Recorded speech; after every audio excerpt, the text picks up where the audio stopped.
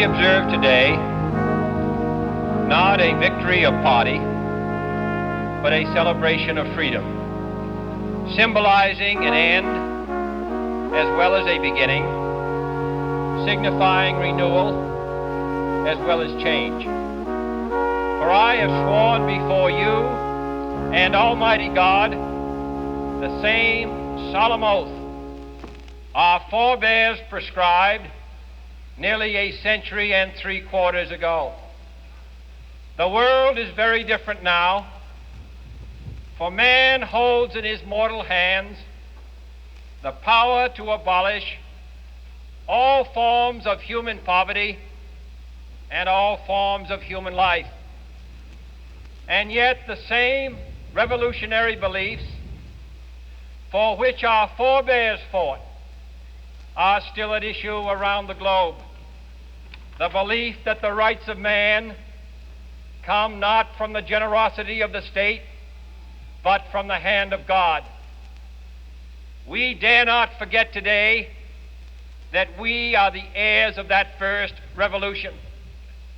Let the word go forth from this time and place to friend and foe alike that the torch has been passed to a new generation of Americans born in this century, tempered by war, disciplined by a hard and bitter peace, proud of our ancient heritage, and unwilling to witness or permit the slow undoing of those human rights to which this nation has always been committed and to which we are committed today at home and around the world.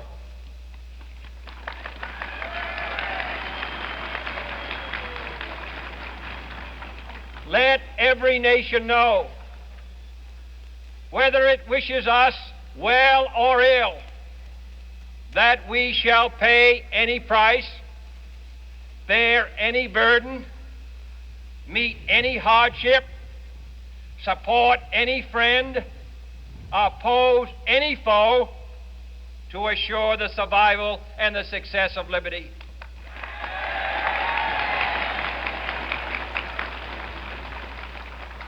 This much we pledge and more. To those old allies whose cultural and spiritual origins we share, we pledge the loyalty of faithful friends. United, there is little we cannot do in a host of cooperative ventures. Divided, there is little we can do, for we dare not meet a powerful challenge at odds and split asunder. To those new states whom we welcome to the ranks of the free, we pledge our word that one form of colonial control shall not have passed away merely to be replaced by a far more iron tyranny.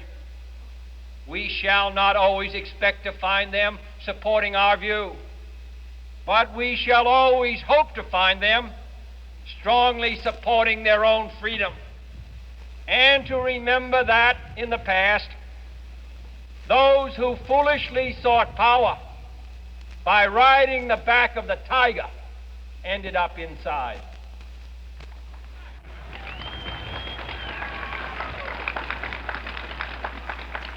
To those people in the huts and villages of half the globe struggling to break the bonds of mass misery, we pledge our best efforts to help them help themselves for whatever period is required, not because the communists may be doing it, not because we seek their votes, but because it is right.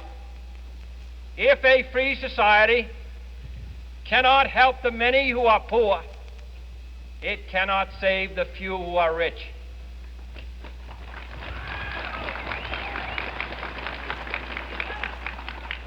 To our sister republics south of our border, we offer a special pledge to convert our good words into good deeds. In a new alliance for progress, to assist free men and free governments in casting off the chains of poverty. But this peaceful revolution of hope cannot become the prey of hostile powers. Let all our neighbors know that we shall join with them to oppose aggression or subversion anywhere in the Americas.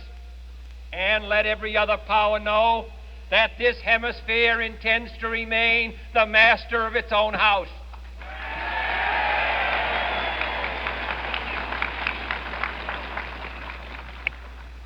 To that World Assembly of Sovereign States, the United Nations, our last best hope, in an age where the instruments of war have far outpaced the instruments of peace, we renew our pledge of support to prevent it from becoming merely a forum for invective, to strengthen its shield of the new and the weak, and to enlarge the area in which its writ may run.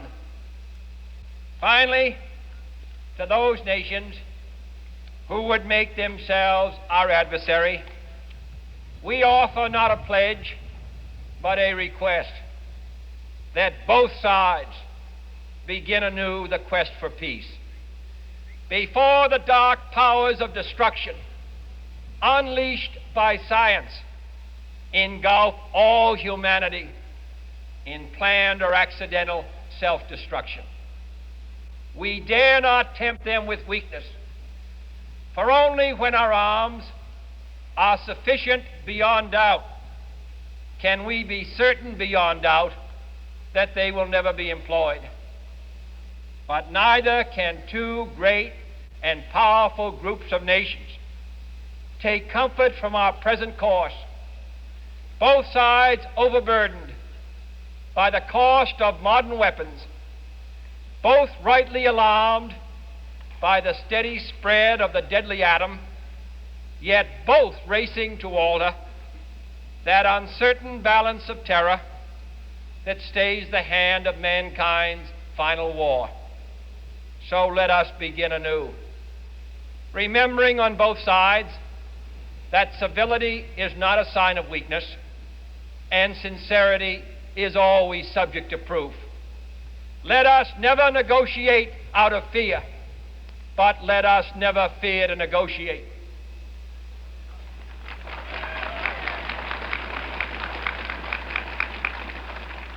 Let both sides explore what problems unite us, instead of belaboring those problems which divide us. Let both sides, for the first time, formulate serious and precise proposals for the inspection and control of arms, and bring the absolute power to destroy other nations under the absolute control of all nations.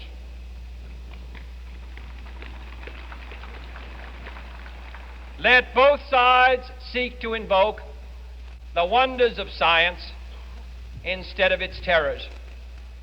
Together, let us explore the stars, conquer the deserts, eradicate disease, tap the ocean depths, and encourage the arts and commerce. Let both sides unite to heed in all corners of the earth the command of Isaiah to undo the heavy burdens and let the oppressed go free. And if a beachhead of cooperation may push back the jungle of suspicion, let both sides join in creating a new endeavor, not a new balance of power, but a new world of law, where the strong are just and the weak secure, and the peace preserved. All this will not be finished in the first 100 days, nor will it be finished in the first 1,000 days, nor in the life of this administration, nor even perhaps in our lifetime on this planet. But let us begin.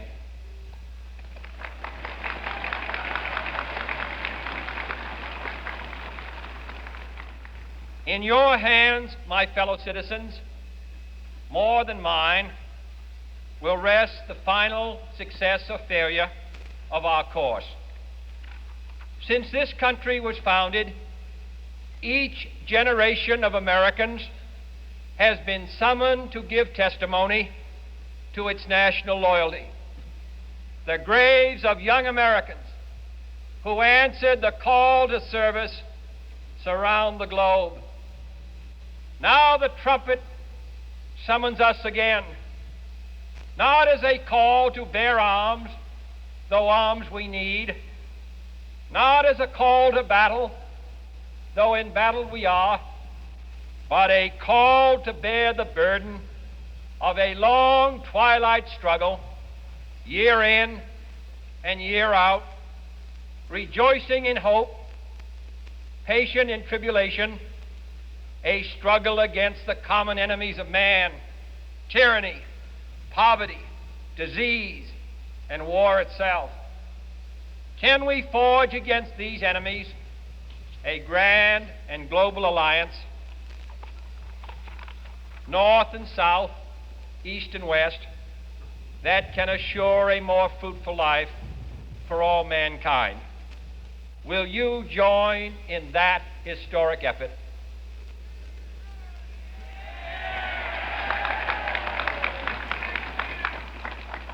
In the long history of the world, only a few generations have been granted the role of defending freedom in its hour of maximum danger. I do not shrink from this responsibility. I welcome it.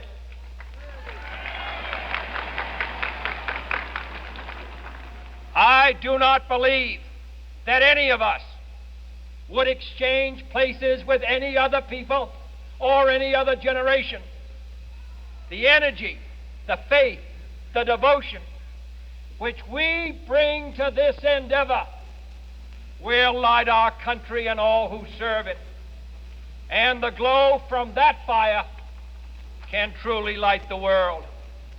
And so, my fellow Americans, ask not what your country can do for you, ask what you can do for your country.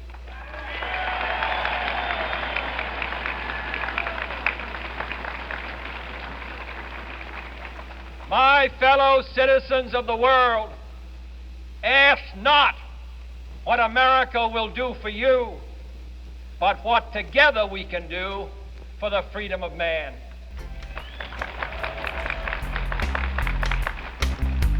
Finally, whether you are citizens of America or citizens of the world, ask of us here the same high standards of strength and sacrifice which we ask of you. With a good conscience, our only sure reward, with history the final judge of our deeds, let us go forth to lead the land we love, asking His blessing and His help, but knowing that here on earth, God's work must truly be our own.